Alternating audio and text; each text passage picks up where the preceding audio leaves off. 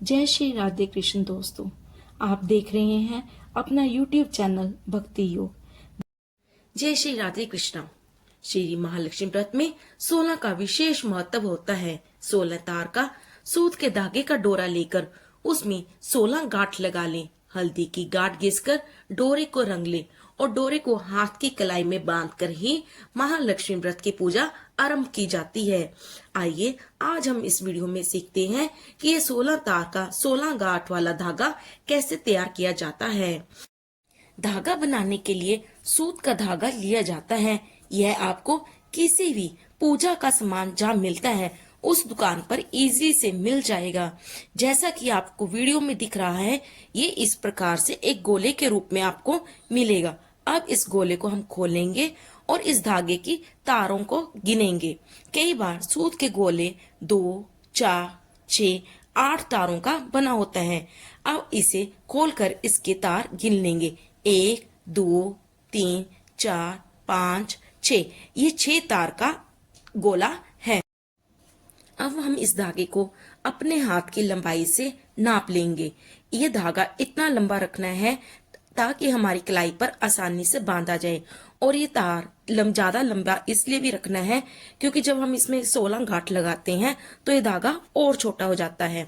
आप चाहे तो इस धागे को डबल कर कर तोड़ लीजिए, लेकिन अगर ये उलझ रहा है तो आप 6 तार का धागा तोड़ें और जैसा कि वीडियो में दिखा रहे हैं वैसे इस तार को इकट्ठा जोड़कर इस धागे को नापकर हम इसको 12 तार का धागा हो जाएगा तो हम इसको बीच में से तोड़ लेंगे। अब ये धागा 12 तार का हो चुका है क्योंकि पहले 6 तार का फिर 6 तार का हमने तोड़ा तो ये 12 तार का हो चुका है। अब ये 4 तार और रहती हैं तो हम फिर से गोला लेंगे और अब इसमें से हम 4 तार का धागा अलग निकालेंगे। अब हम इस गोले में से 4 तार अलग कर कर उसकी उतनी लंबाई लेंगे जितनी उन 12 धागों की है। अब हम इसको बीच में से तोड़ लेंगे और इस गोले को जो बीच में पड़ा है इसको हम साइड पर कर देंगे। अब ये हमारा 16 तार का धागा तैयार हो चुका है, लेकिन फिर भी एक बार हम इसके सारे तार गिन लेंगे। अब हम इसमें गांठ लगाना शुरू करेंगे। एक, इसके साथ ही नीचे एक और गांठ लगाएंगे। ऐसे करते करते हम इसमें 16 गांठ लगाएंगे। मैं आपको ये गांठ लगाकर दिखा रही हूँ। 2, अब ये रही तीसरी गांठ। 3 गांठें। अभी हम 16 गांठ लगाने के बाद इस डोरे की सभी गांठ को गिनेंगे।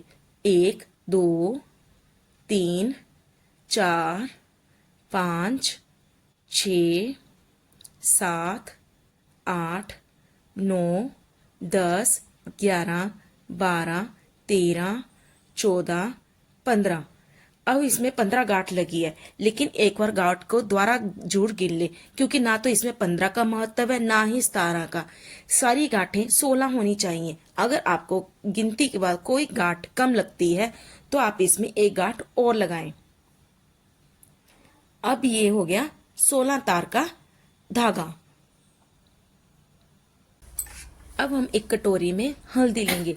मेरे पास हल्दी की गांठ नहीं थी तो मैंने सिंपल हल्दी डालकर उसको अब पानी के साथ घोल लिया है।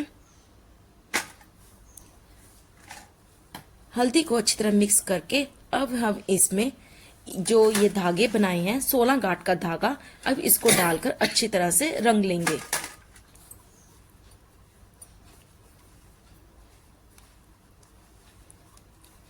क्योंकि महालक्ष्मी व्रत में ये धागे पीले रंग के होते हैं और हल्दी हमारे लिए शुभ मानी जाती है, इसलिए इन धागों को हल्दी में रंगा जाता है ना कि पीले रंग में।